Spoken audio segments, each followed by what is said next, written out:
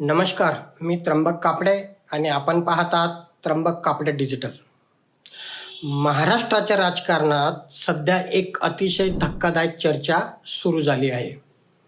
बच्चू कडूंनी थेट मागणी केली, देवेंद्र फडणवीसांना केंद्रात पाठवा आणि एकनाथ शिंदेंना पुन्हा मुख्यमंत्री करा.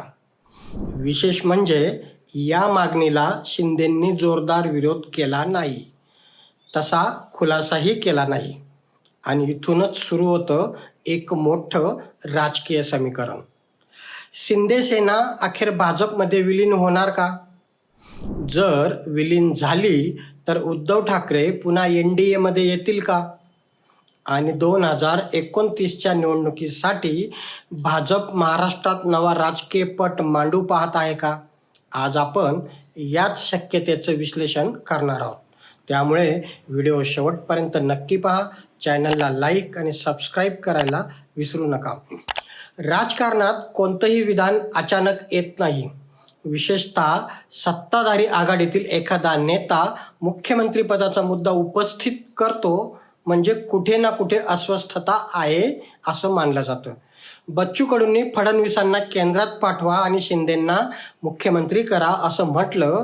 यावर भाजपनेही फार आक्रमक प्रतिक्रिया दिली नाही आणि शिंदेंनीही नाही. म्हणूनच राजकीय वर्तुळात चर्चा सुरू झाली, शिंदे अजूनही मुख्यमंत्रीपदाच्या प्रतीक्षेत आहेत का? याचाच अर्थ भाजप आणि शिंदे सेनेत सर्व काही अलवेल सुरू आहे असं नाही.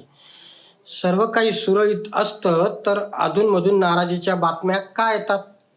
नुकतेच नवी मुंबईत झालेल्या एका कार्यक्रमात उपमुख्यमंत्री एकनाथ शिंदेंना निमंत्रण नसल्यामुळे शिंदे सेनेने नाराजी व्यक्त केली. एवढेच नव्हे तर भाजप मंत्री गणेश नाईक यांच्या वाहनालाही कार्यकर्त्यांनी अडवलं. राजकारणात अशा घटना लहान नसतात, त्या कार्यकर्त्यांच्या मानसिकतेचे संकेत असतात. आता पुढे एक गंमत आहे. एकनाथ शिंदेंना जर मुख्यमंत्रीपदाची ऑफर असेल तर ते भाजपात विलीन होणार आहे का? हा सर्वात महत्त्वाचा प्रश्न आहे. समजा शिंदे सेना भाजपमध्ये विलीन झाली तर भाजपला काय मिळेल? पहिला फायदा, महाराष्ट्रात हिंदुत्ववादी मतांचं एकत्रीकरण होईल. आणि दुसरा फायदा, शिंदे गटाचे आमदार, खासदार, जिल्हा पातळीवरील नेते आणि संघटनात्मक जाळं हे भाजपचं नेटवर्क बनेल.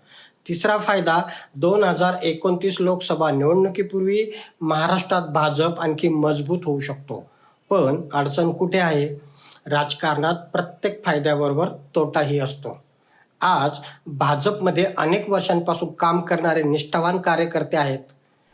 समजा शिंदे गटातील नेत्यांना मोठ्या प्रमाणावर तिकीटं मिळाली तर भाजपच्या जुन्या नेत्यांचं काय? 2029 उमेदवारी वाटप करताना मोठा संघर्ष निर्माण होऊ शकतो.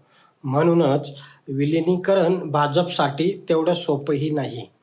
दुसरीकडे ऑपरेशन टायगरची चर्चा काय सांगते? सध्या महाराष्ट्रात ऑपरेशन टायगरची चर्चा रंगली आहे. कारण शिंदे गटातील काही नेत्यांनी उद्धव ठाकरे गटातील लोकप्रतिनिधींना आपल्या बाजूला आणण्याचे संकेत दिले आहेत.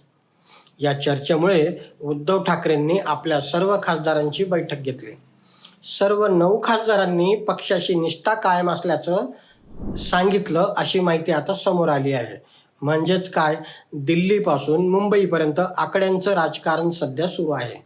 आज ऑपरेशन टायगर फेल गेलं असलं तरी ठाकरे गटाचं पुढे काय? हाच आता सर्वात रोचक आणि इंटरेस्टिंग प्रश्न आहे. समजा शिंदे सेना भाजपमध्ये विलीन झाली तर महाराष्ट्रात स्वतंत्र हिंदुत्ववादी प्रादेशिक पक्ष म्हणून कोण उरेल? तर सरळ उत्तर येईल, उद्धव ठाकरे यांची शिवसेना. आणि इथेच नवे समीकरण जन्माला येतं आणि ते म्हणजे ठाकरे पुन्हा NDAमध्ये येऊ शकतात.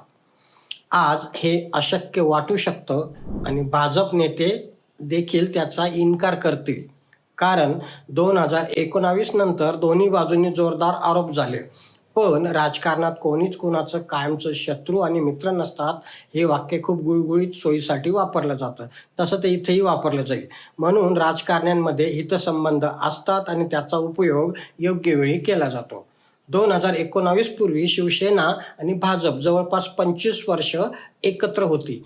जर भाजपला महाराष्ट्रात काँग्रेस विरोधी आणि हिंदुत्ववादी मतांचं व्यापक एकत्रीकरण करायचं असेल तर भविष्यात नवे राजकीय संवाद सुरू होऊ शकतात. आज अशक्य वाटणाऱ्या गोष्टी उद्या वास्तवात येऊ शकतात हे महाराष्ट्राने अनेकदा पाहिलं आहे. तसा भाजपचा 2029चा मोठा गेम प्लॅन असू शकतो. 2029 पर्यंत भाजपचं एक मोठं लक्ष असल्याचं बोललं जातंय आणि ते म्हणजे लोकसभेत अधिकचं संख्याबळ मिळवणं, राज्यांमध्ये अधिक मजबूत आघाड्या करणं. सध्या NDA आपली संख्या वाढवण्याचा प्रयत्न करत असल्याच्या चर्चा सुरू आहेत. म्हणून महाराष्ट्रातील प्रत्येक खासदार देखील महत्त्वाचा आहे आणि म्हणूनच शिंदे सेना, ठाकरे सेना, भाजप हे तिन्ही घटक 2029च्या गणितात निर्णायक ठरू शकतात. सध्या शिंदे सेना भाजपमध्ये विलीन होणार किंवा ठाकरे NDAमध्ये जाणार असे ठामपणे कोणी म्हणू शकत नाही. पण बच्चू कडूंचं विधान, शिंदेंची शांतता आणि भाजप शिंदेमधील तणावाच्या बातम्या, ऑपरेशन टायगरच्या चर्चा आणि 2029चं बदलतं राजकीय गणित या सगळ्या गोष्टी एकत्र पाहिल्या तर महाराष्ट्राच्या राजकारणात पडद्यामागं काहीतरी मोठं शिजत आहे का हा प्रश्न नक्कीच विचारला जात आहे. तुम्हाला काय वाटतं? शिंदे सेना भाजपमध्ये विलीन होईल का आणि उद्धव ठाकरे पुन्हा NDAमध्ये जाऊ शकतात का?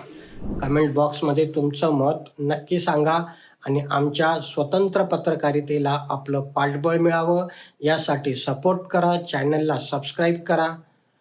पुन्हा भेटूया पुढील एका नव्या विश्लेषणासह. तोपर्यंत नमस्कार. जय हिंद, जय महाराष्ट्र.